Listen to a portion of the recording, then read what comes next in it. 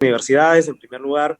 En segundo lugar, las universidades públicas tienen que recibir este apoyo. Y no solamente estamos hablando de infraestructura, de laboratorios o de dinero de proyectos, que es lo que mejor está haciendo en estos últimos años con CITEC, elevando la proporción y cantidad de financiamientos para proyectos, sino también invertir en el talento humano, ¿no? Ahí tenemos un déficit muy importante, no solamente en la repatriación, sino en la generación de un ecosistema amigable al investigador. El investigador tiene que poder no solamente subsistir, sino trabajar en una situación de bienestar para él, ella o sus familias, de igualdad de oportunidades, y yendo más al terreno profesional, de poder superar todas las trabas que significan, por ejemplo, la adquisición de equipos a tiempo, la importación de insumos, la contratación de personal. Se ha hablado de una carrera del investigador que supondría un enorme gasto al país, pero que por otro lado sería el inicio quizás de esta regularización de la situación, de la precaria situación laboral de los investigadores. Es decir, es muy difícil pedir que los investigadores generen conocimiento para la innovación si es que están en una situación tan precaria de empleo. Y esto estamos hablándolo tanto a nivel de universidades como de institutos públicos y en algunos casos privados. Entonces, ese es un punto clave, generar conocimiento. Y la generación de conocimiento, por otro lado, debería ser también libre. Esa es una lección que nos han enseñado los países más desarrollados, que han tenido un proceso de revolución industrial efectivo, basado en un éxito también del conocimiento a través de la historia. Lo importante aquí es que si no existe libertad para investigar en lo que uno mejor hace como investigador, entonces te van a restringir el campo de acción. Si te dicen, y yo considero con todo respeto que esto es un error, en los últimos 50 años, desde que tenemos CONCITEC y políticas de ciencia, tecnología e innovación, concentrarnos siempre en 3 o 4 áreas, en teoría, prioritarias para el país. Lo que nos ha demostrado la experiencia internacional es que la serendipia, la curiosidad, la libertad de investigar en distintos campos es lo que hace a un país capaz de proponer respuestas inesperadas ante retos inesperados. Es decir, si estábamos buscando soluciones de innovación, por decirlo, para el agro, la pesca, la minería, la acuicultura, y nos llegó una pandemia o nos llegó un desastre climatológico para el cual no estábamos financiando ningún proyecto de capacitación, entonces queda clarísimo que nuestra capacidad de innovar y solucionar problemas no estaba siendo suficientemente amplia. La visión, la perspectiva tiene que ser más amplia de lo que estamos haciendo. Y creo que este debería ser un giro de tuerca muy importante en las próximas políticas de ciencia, tecnología e innovación. Y eso requiere que la comunidad científica participe en el diseño de las políticas de ciencia, tecnología e innovación. Yo veo con preocupación que la iniciativa de la creación de un ministerio no ha pasado por las manos de la comunidad científica. Sí se ha involucrado, gracias a Dios, a CONCITEC, pero volvemos a caer en lo mismo. Llamamos a cada uno de los ministerios, probablemente llamaremos a representantes de las diferentes empresas, y está bien, son personas y gremios interesados en que la ciencia y la tecnología progrese, pero no son quienes aportan el conocimiento de base de quienes están en la cancha haciendo ciencia y tecnología. Entonces, ese es un tema, digamos, coyuntural, de perspectiva grande, que primero quería darles sobre de dónde debería salir la innovación que necesitamos para salir adelante en situaciones como esta en el COVID. Definitivamente no de las políticas que hemos venido llevando en los últimos 50 años. Ahora, ¿cómo graficamos esto en un caso de estudio, un caso ejemplo, que es la experiencia que yo también he podido tener en esta pandemia? Cuando decimos soluciones innovadoras al COVID, ¿a qué nos referimos?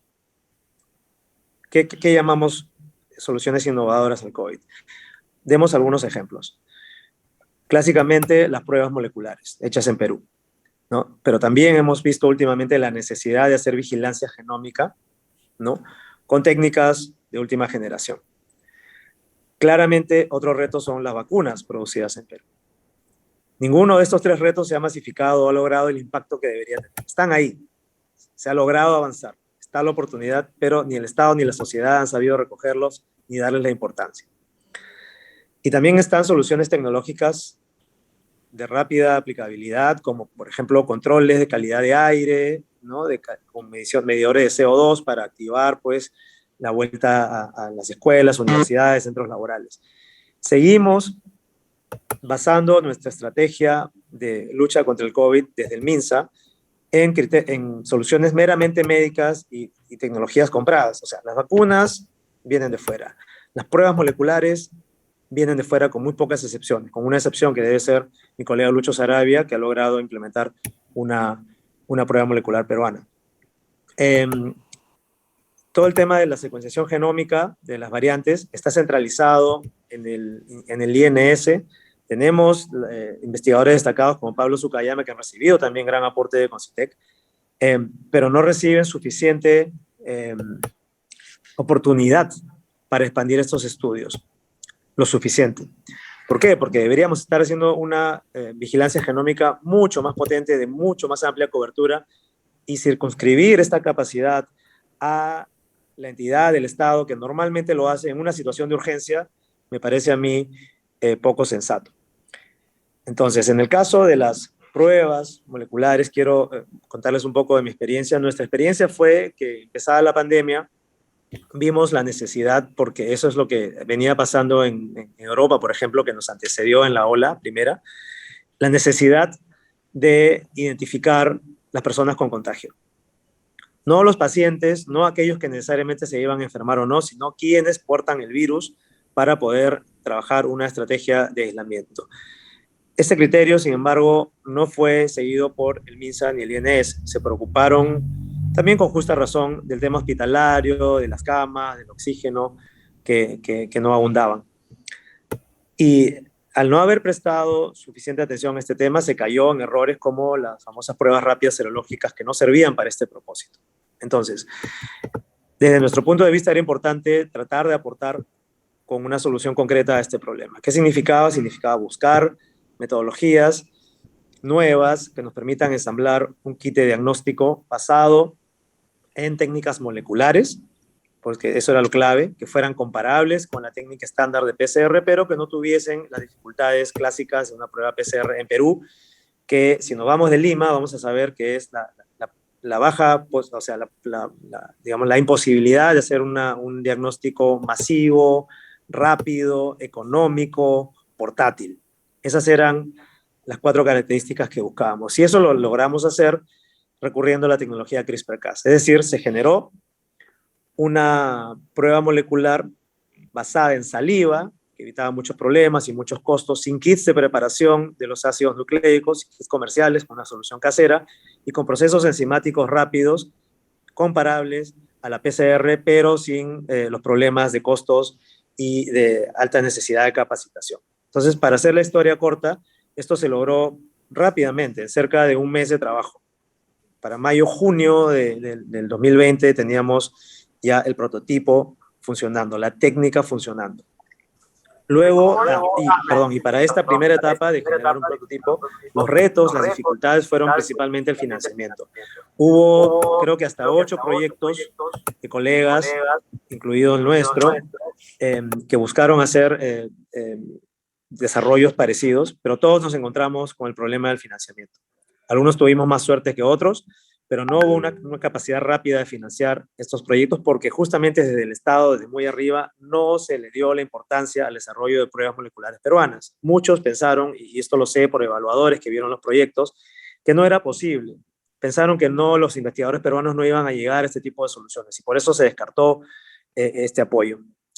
Entonces, ese es un primer error del cual deberíamos aprender. Deberíamos sí apostar por nuestros investigadores, porque sí somos capaces, sí hay esta capacidad. Esta capacidad viene, vuelvo al tema del conocimiento básico y la libertad de investigación, de que muchos de nosotros, ninguno de nosotros trabajó antes en COVID. Algunos trabajaron en virus, quizás, pero la capacidad que hemos tenido para desarrollar estas soluciones, llámese secuenciamiento genómico, pruebas moleculares o incluso intentos de generar una vacuna, vienen porque trabajamos en otras áreas que no tienen directamente que ver con esta temática, pero recurrimos a todas estas tecnologías. Entonces estamos de una manera capacitados para cuando viene un reto, poder asumir una solución. Y ese es otro gran mensaje, otra gran lección. Es decir, si un científico o una científica es capaz de ser el mejor o va a ser muy destacado en algún tipo de técnica, de tecnología de punta, de ciencia de punta, sea cual sea su tema, hay que darle la importancia, no necesariamente porque es relevante para el desarrollo productivo del país o para algún gremio, o sector, o ministerio, o gobierno regional. No son excluyentes estos criterios, pero tiene que darse un espacio de libertad de investigación. Entonces, volviendo al tema de las pruebas, quienes pudimos desarrollar pruebas desde varios laboratorios fue porque trabajábamos en tecnologías de punta que lo hicieron posible. Entonces, el primer reto ha sido sortear esos obstáculos